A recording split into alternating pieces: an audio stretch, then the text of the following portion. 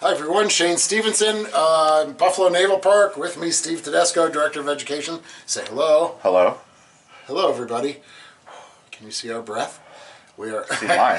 yeah, we are inside USS Sullivan's. It is 28 degrees today in Buffalo, which means it is probably 32 degrees, 34 degrees, maybe 35 degrees inside the Sullivan's itself. And we are standing on the main deck, and I am half into the captain's in-port cabin.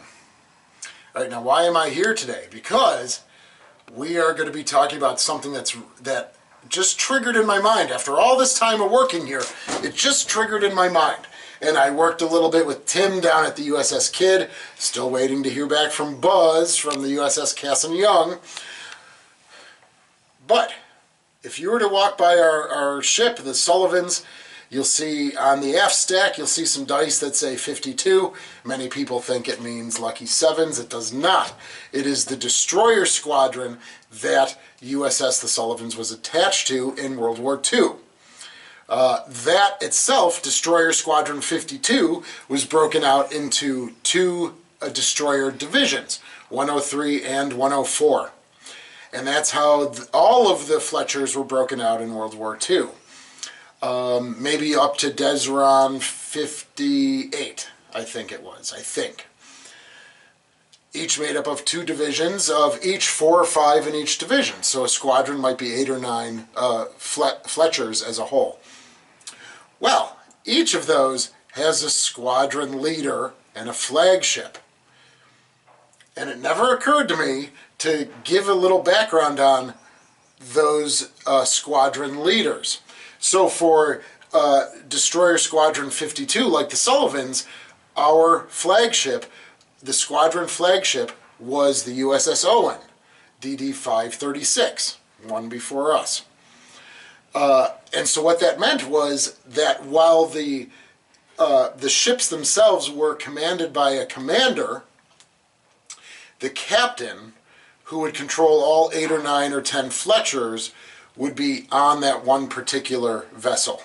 And this is where Tim comes in from the Kidd, because I had reached out to him to say, hey, do you have any idea where the squadron captain would have lived when he was aboard his flagship? Unlike the USS Little Rock, they obviously, as you've seen in prior videos, the Admiral's quarters, the Admiral's bridge, quickly constructed Fletchers like this didn't have those flourishes or accoutrements. So he and I worked together a little bit, and he said, you know what? He's like, I remember something in an oral history that said the squadron captain would reside in the captain's in-port cabin. Makes sense. I also gained access to the USS Nicholas, which was a flagship of their squadron, and it was a World War II review cruise book. So it listed all of the squadron captains, and in their roughly 3.5 years in service in World War II, they had 5 squadron captains. And roughly, again, over those 3.5 years, 13 officers attached to the squadron captain. All right, so for Little Rock, we say sometimes it's, Com-6 fleet staff or ship's company. Kind of the same thing here. Ship's company or squadron, I don't know what the acronym would be offhand. Desron, Commander Desron 52, Com Desron 52, and then he would also have his own staff. All right, so for the 2 Fletchers that are remaining in America, the squadron captain for the USS Cass and Young was the USS Porterfield, DD-682.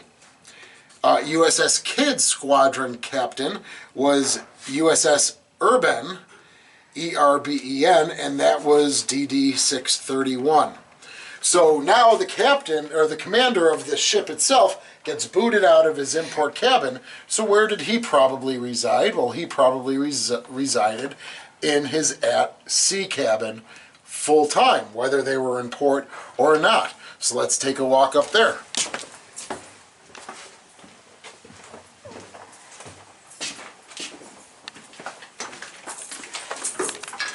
Watch your head.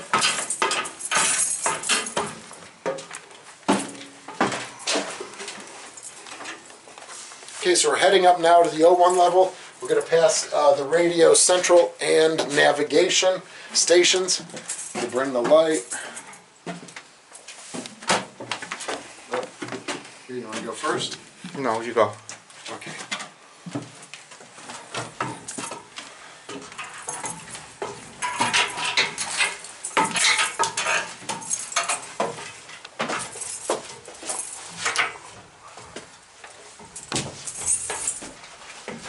All right, now we're up at the bridge.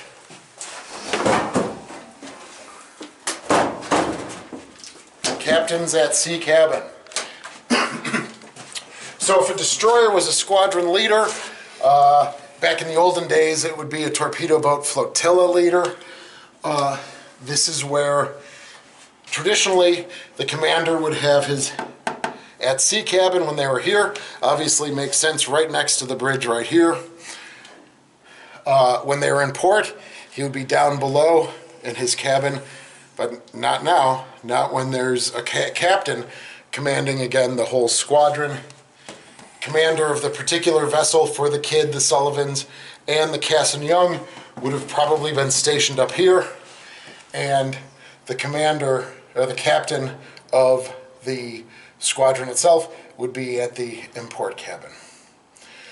Regarding the officers, well, they probably, you know, there is evidence in our officers' country that, now she's displayed to have 1 or 2 racks. They, in each of the officers' country staterooms, they could have up to 3. So if you need to have, if you have ComDesDiv 52, if that's the acronym, so the commander, the captain, squadron leader of Desron 52, if he had a staff of 2 or 3 people, they could probably bunk in the officer's country on those extra set of bunks that would be in each stateroom, whether it be 2 or 3, per room. Sometimes there is a bunk, as Tim and I from the Kidd have talked about, there is an extra bunk in the XO's stateroom as well. We have the mounted hooks, but we just don't have it set up on display like that. So maybe when the Sullivans comes back from dry dock, we can add another bunk in there. And Tim likes to tell the story of that's where when they rescued a pilot, they would, because the pilot was an officer, they would put him in the XO stateroom or somewhere along officer's country as well in one of those extra bunks. So this is a really interesting thing. I'm going to do a little deeper dive into this because there are no flagships remaining, just the 3, as you guys know and guys and gals know. None of us were flagship of our squadron. So if there was any configuration changes, trying to find the blueprints or booklet of general plans for those squadron destroyers, flagships might be difficult to find, but if you have a beat on any of them, we'd love to hear from you.